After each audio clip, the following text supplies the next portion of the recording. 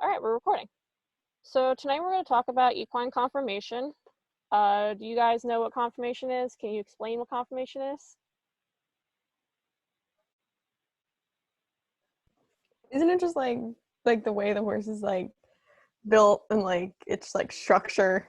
Yeah, in a general sense, yeah. So tonight our objective is we're going to be able to define what conformation is. We're going to understand why it's important for a horse. We're going to try to understand the differences between what an unsoundness is and what a blemish is. We're going to locate different conformation faults all on the horse, and we're going to identify what is correct and what is ideal as compared to these. So if you guys have any questions at all, just stop me or put a little thing in the chat thing and I'll answer it, because I'm going super in depth. There's going to be a lot of material and I don't want you guys to feel overwhelmed. And if I go too fast, stop me. I want you guys to be able to understand as much as you can. And there's also some shameless promotions of my horse. So enjoy that. So what is conformation? We normally define conformation as the shape, size, and proportions that a horse has based on their skeletal structure. So like Minta had said, like the way they're shaped, the way their body is built. And their conformation is often impacting how they perform athletically. If they're not correctly conformed, they're not going to be able to do their job. So conformation is important when we're either buying a horse or evaluating a horse. That way we know whether they're suitable or not to perform in whatever discipline or riding event that we want to be able to do with them. So we often refer to it as their form to their function. And there's many different criteria that go into what makes conformation what it is. And we're going to discuss all of them tonight. These are things that you're often, when you're doing your reasons, you want to base your reasons off of. So you're basing off of how structurally correct they are, so their skeletal structure, how balanced they are throughout their body, their way of going, their muscling, and then any specific breed or sex characteristics that the horse may have, because all breeds and different genders are judged differently. So first we're going to go over balance. Balance is the equivalent of having an equal distribution of muscling and weight on all sides of the horse. So you want your horse to be equally proportioned from their front half to their back half. You want their top half to be equal to their bottom half, and you want each side to be the same. Any differences is going to make them unbalanced. So balance is often determined if the horse is properly proportioned or if they have correct angulations to whatever body parts. So we're going to discuss these different things. On the next slide I have pictures, but our most common ratios and numbers that you use to determine whether a horse is balanced. You want to compare their pastern angle of their hoof and then their shoulder angle, and you want both of those to often be equal, to be about 45 degrees.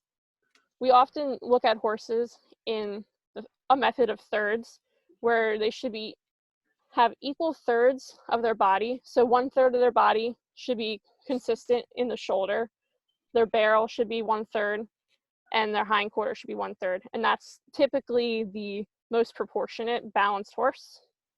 You also look at their top line versus their underline. You want their top line to be shorter than their underline. If they have too long of a back, it makes them unbalanced and they have difficulties when they move. And then one of the last ones is that you want the depth of their heart girth to be equal from the point of their underline to the ground. Some horses, it's not like that way, but they normally say that because the bigger and deeper the horse is within their chest, the more body capacity they have, the more room for their lungs and their heart, and they'll be able to perform better. So explaining this a little better is a picture of this horse. The orange lines I added in, and I realized that this horse is not very proportionate with the orange lines, but the rest of it kind of is proportionate. He's got most of his front half of his shoulder is 1/3 of his body. His barrel is about 1/3 of his body. And then from the point of his flank to his rump is 1/3 of his body. He's got a pretty decent back, in which his top line is shorter than his underline. And then the angulation of his shoulder and his pasterns are about 45 degrees. And that's basically what you want them to be. You don't want them to be too upright, and you don't want them to be too sloping. Otherwise, you'll have problems with their movement. And we'll talk more about that when we go into conformation faults. So structural correctness is often referring to how the horse's skeletal system is put together, so more towards their conformation. And we're all often looking at whether they're structurally accurate or if they're more on the ideal side, because if they're not accurate in their structure, they're not going to be able to function the way they need to.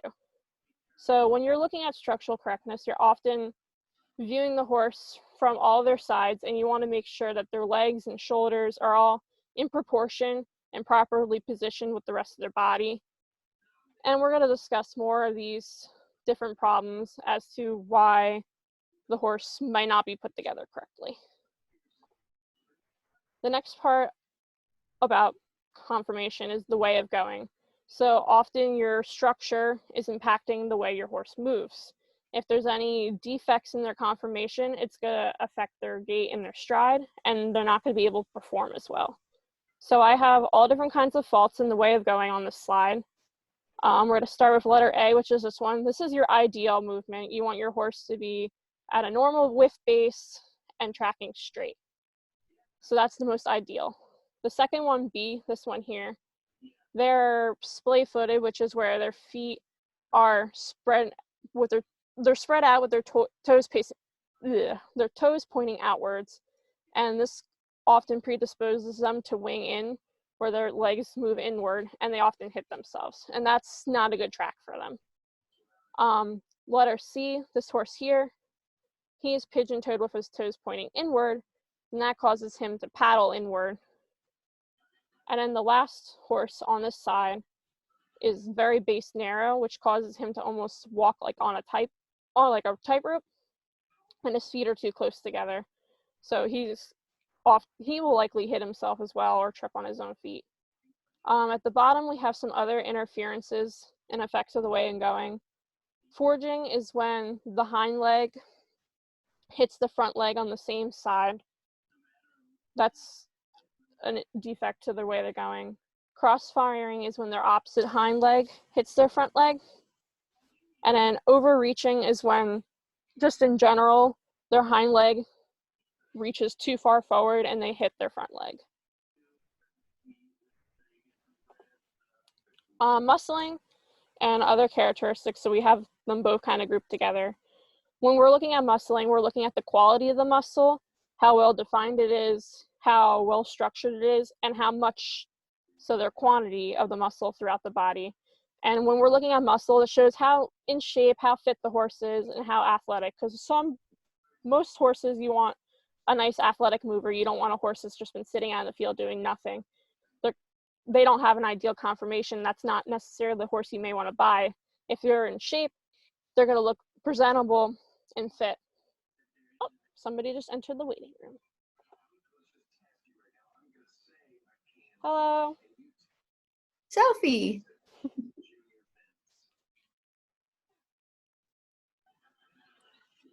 We're just going over conformation. You haven't missed much.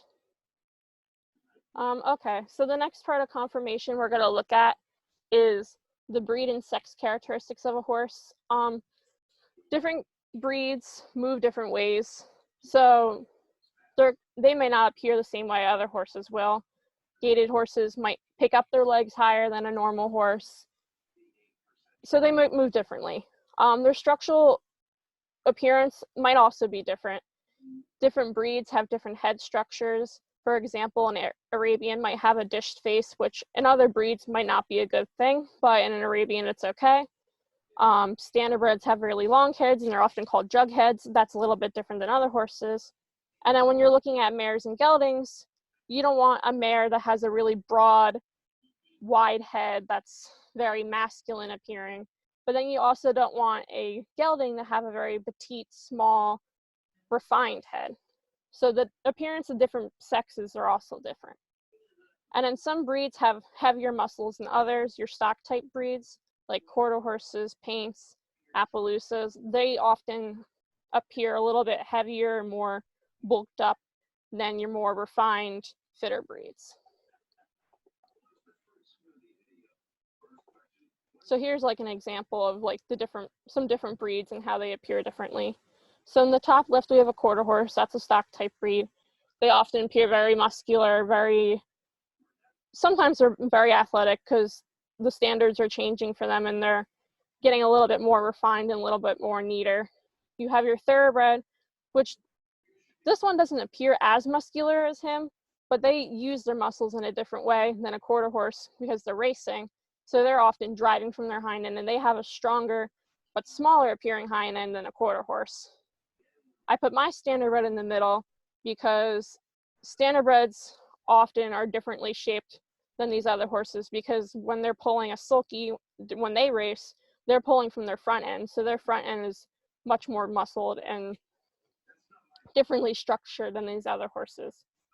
Arabs are different because they're built with their head more upward and their tail carriage more upward, and they also have the dished face, and they are just different appearing than the other breeds. Same thing with the saddlebred in the bottom right. They have very high head carriage, very high tail carriage, and when they move, they pick up their feet and their knees really high, and their structure allows them to do that. So your structure and your muscling and everything affects their performance and their appearance. So now we're going to go over some conformational faults. We're going to talk about the differences between an unsoundness and a blemish, and then we're going to go over what's ideal of the head, legs, and feet and the back versus what's not correct, what's a problem. So before we go into that, does anybody have any questions? Trying to put you all on the screen so I can see all of you. No? All right. We will continue. So this is just a brief overview about all different types of conformation. We're going to go more into depth into all of them, but I put feet and legs and everything. There's a lot to discuss, but don't get too overwhelmed. We're going to go piece by piece. So first, we're going to talk about the difference between an unsoundness and a blemish. Unsoundnesses are different problems that might make a horse unable to work. They might be unable to eat or do their job. These often lead to lamenesses where they're either permanently or temporarily unable to move. They might have issues that they can't work, and sometimes they're often in pain. Whereas opposed to a blemish is something that might seem unsightly or bad, but it does not affect their way of going or how they move or how sound they are. It will diminish from the value of the horse, however, and some of these blemishes might result from a previous unsoundness. For example, say a horse bows their tendon, that makes them unsound because it's very inflamed, it's very painful, but once the tendon relaxes and it's healed, the blemish might be that that area is still a little swollen appearing, but that doesn't affect their soundness once it's finally healed correctly, but you can tell that they had bowed their tendon at some point. So that would be a blemish on a horse. So we're going to talk about the conformation of the head. These are all different types of heads that you might see on a horse. Your most ideal is this one where it's even. Some people say that you can draw like a perfect square on the head, and then there's different things. So we talked about the dish face on Arabs. That's okay for like the Arabian breed, but other breeds having this dish in the face is not good. Having a Roman nose on that one is not good. This one, the parrot mouth, is where their mandible goes over their maxilla. Actually, no, incorrect. Their maxilla goes over their mandible, so their lower jaw is underneath of the upper jaw. The upper jaw is overshot.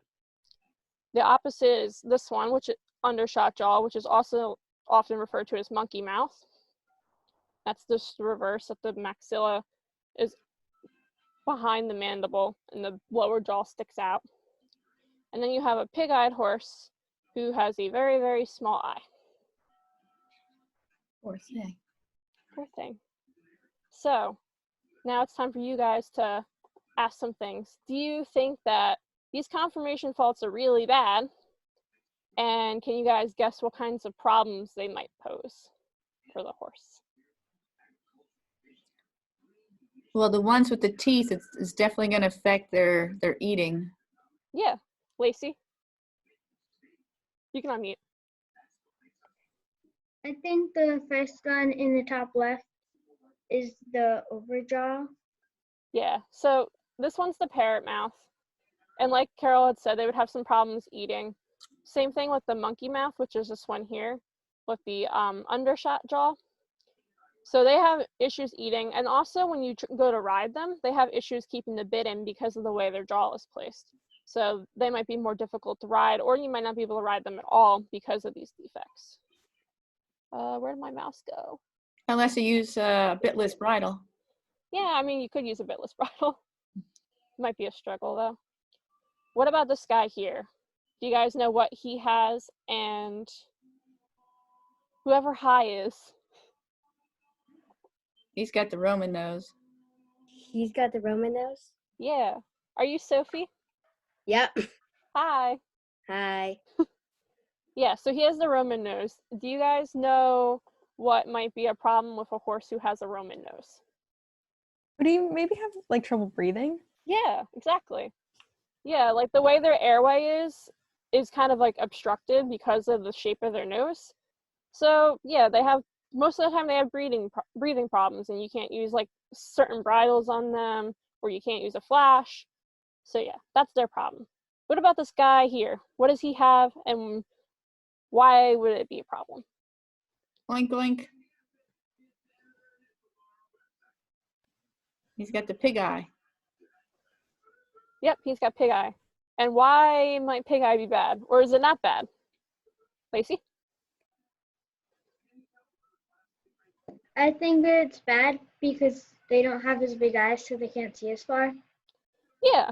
So horses that have pig eye are often determined, like some people say that they're very skittish, or they're very nervous, or they're more spooky because they don't have that wide, kind eye and they can't see as far. Whether it's actually true or not, we don't really know. But yeah, it's better that they have a nice big eye as compared to a small eye. All right. So then we have different necks. The neck of a horse is important because it provides balance when they move and they're breathing. So ideally you want this kind of triangular, trapezoidish shaped neck, not too long, but not too short. This neck, the swan neck, not good. U neck, not good. Short crusty neck, not good. Upside down neck, definitely not good. We're gonna talk more about, we're gonna talk about backs first and then necks. I have like all of them grouped together with actual pictures. So then your back is also important for their balance and their movement. This is an ideal back. A sway back is where it dips really low. The roach back kind of sticks up in a little hump. And this horse just has way too long of a back. So the bottom two are bonuses. What is wrong with this horse here? On the top left. Lacey? He has a short neck. Yeah, so he has what is called a bull neck also with a short neck. He has way too, they call horses like these crusty sometimes because they have this bulging spot here where the crest is, and it's just way too big. And But it's way doesn't too that short. also go with his breed to be, I mean, okay. Pulling? Yes. So he was like a draft horse or something that I found, and draft breeds often have a bull neck like this, and it's not necessarily bad for them. It's not good either. But mostly the draft breeds are predisposed to having a bull neck. But if you're looking at like a quarter horse or a thoroughbred and they have a thick short neck like this, they're not going to be able to move well. Question. Yeah. So with a horse like that one, was he born with a neck like that, or but because he was worked as a carriage horse, did it develop into a neck like that? Is that extra muscle from being worked? It's probably a combination of both. He was probably born with a short size neck, but then it grew thicker and more muscled because of his work, because he was pulling. But I'm not sure for certain. You guys know what is, oh, hi. Sophie. An ewe neck? Yeah. Yeah, that one's an ewe neck. So the ewe neck and swan necks I feel like are really similar, but often with these horses, they have way too high of a head carriage. And unless they're like a saddlebred or an Arabian where they're allowed to have that higher head carriage, but sometimes up in the throat latch area here, they kind of get pinched up and they have some difficulties with their airways and breathing. And then also when they have their head too high up when you're riding them, they aren't able to move very well with their hind end because they're like resisting and they're not using their back correctly. So that's often problematic. So you want a horse with a nice level, not too low, not too high, not too thick, not too long, not too short. Very specific. So I put these other two things here because they're kind of like back wither neck problems. So fistulous withers is this nasty, horrible infection you guys see here. Sometimes it's like kind of like an abscess. Sometimes it's from like if hay gets in or bacteria gets in, and it would cause it to do that. But also if your tack doesn't fit right, if you have a saddle that's way too narrow for your horse, a horse can also get fistulous withers like this. Somebody we know, her horse just had an infection like this, and she's pretty sure that's what it was because her saddle didn't fit her horse right. And it took a really long time to heal, and she couldn't ride the horse. So that's not good. Yeah. So that's more or less the cause of the owner.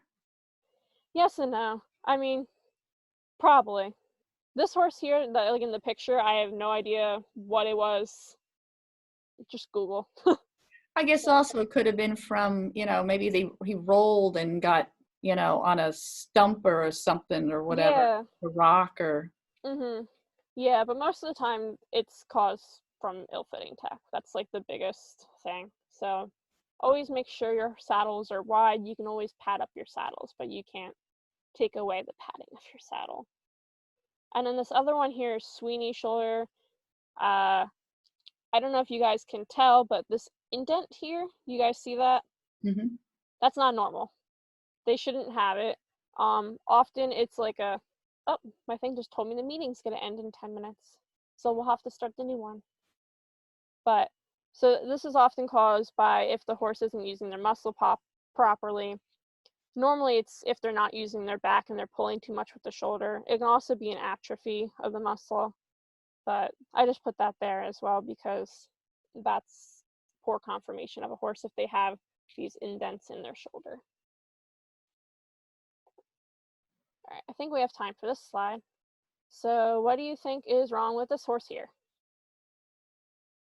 Yeah. Just unmute and shout it out. I think he has the U-shaped back. They're too low on the back. What is it also called? The Minta? sway back? Yeah.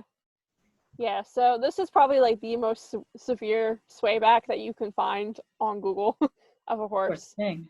Yeah, he's probably really old, but I'm gonna see if I can use my little pen here.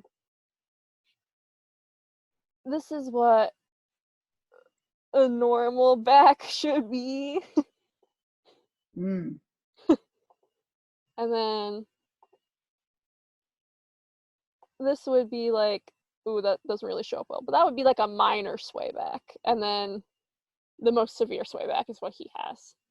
So he would be difficult to ride. He would just not be good.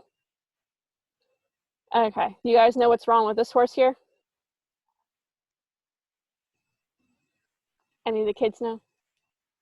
Oh, Sophie? He has too flat of a back, or the roach back. Yeah, there you go. Yeah, he has a roach back. So let me get my pen again. Drawing on the horses. So like your normal back, you would want to be like that, and kind of, not really, but that's the best I can do on a computer. But his back kind of sticks up like a hump, and that's not really good. And then this one at the bottom is very shallow in their flank area here. So they're known as wasp waisted because they're coupled too tight into their flank. And all of these impact the way they move, the way they perform. So these are all examples of poor back conformation. All right. Does anyone have any other questions? Because I don't want to move into the legs section before the timer goes out. Minta. Okay, I have 2 questions. Okay. So when we're talking about like pig eyes and stuff, Uh-huh. is it a fault if a horse has too big of eyes? I don't really know. I don't think that there's a lot of horses that have too big of eyes. I think it's just more of a problem that they're too small and they're more spooky.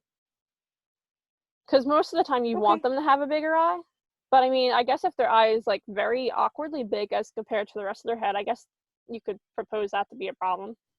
Not really sure. Okay. And then I have another question. I don't know if we're gonna talk about this more, but when on like one of your earlier slides when you're talking about like balance, you said something about the heart girth depth.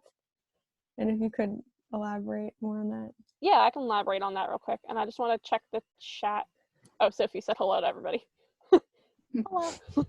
I wanted to make sure you weren't asking a question. PowerPoint, please work. Okay. So I will go back to the depth of the heart girth.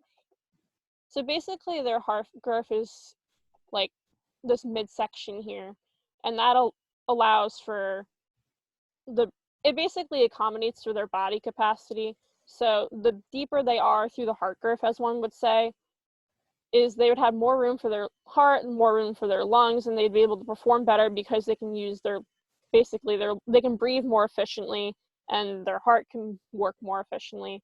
So they'd be able to perform better because they have more room for their organs. That's basically the thing. I don't know if that answers your question or not. It did. I have a Thank you. question with that. So is that the going a heart girth around the horse's girth, from withers all the way around the heart girth? Yeah, so the heart girth is the whole section all the way around. It's like All the way around. both like the orange side on this side and the orange side on that side, but when you're on the other side, but when you're measuring the proportions, you just want the depth from here to there to be the same as from this point here down to the ground. So it's not like the whole like circumference of the horse to the ground, it's just the one side to the ground is what you're looking for. So if the horse has really long legs, he should have a really long heart girth? Yeah, I mean, hypothetically, I mean, some horses like have lankier legs and they aren't this like their proportions are a little weird, but typically you want them to be like this. Often when I judge, I don't pay as much attention as I feel I should to the heart girth area just because some horses are so weirdly proportioned because their legs are so long. Well, I mean, you think about it, like a thoroughbred, if they have really long legs but a short heart girth, they could really run fast, but they won't have the breathing and the... Yeah.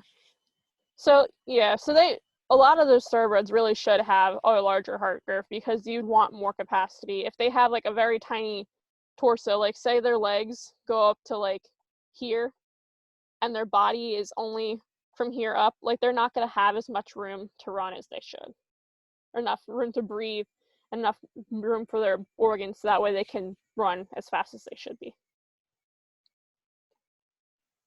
Any other questions before the timer runs out? Otherwise, we'll have a 5-minute break or so, and then we will talk about legs and all other kinds of fun stuff.